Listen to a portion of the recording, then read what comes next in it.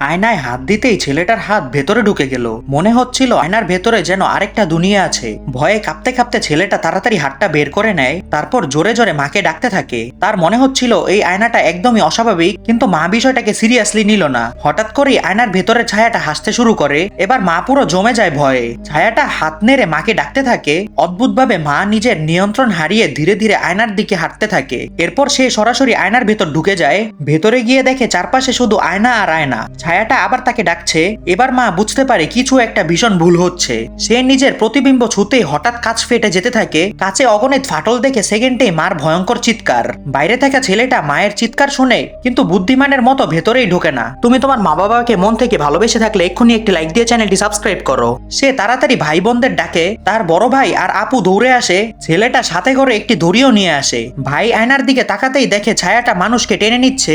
মায়ের চিৎকার শুনে ভাই ঢুকতে যাবে, ঠিক তখন ছোট ভাই তাকে থামায়। সেফটির জন্য আপু ভাইয়ের কোমরের দড়ি বেঁধে দেয়, যদি বিপদ হয় দড়ি টেনে বের করে আনবে। সব প্রস্তুতি শেষে ভাই সাহস করে সরাসরি আয়নার ভেতর ঢুকে যায়। ভেতরে গিয়ে দেখে মায়ের ছায়া তার দিকে হাঁটছে। ছায়াটা ধীরে ধীরে কাছে এসে তার দিকে হাত বাড়ায়। স্পর্শ করার সাথে সাথেই ভাইকেও আয়নার ভেতর আটকে ফেলে আর কাজ ভয়ঙ্কর ভাবে ভাঙা শুরু হয়ে যায়।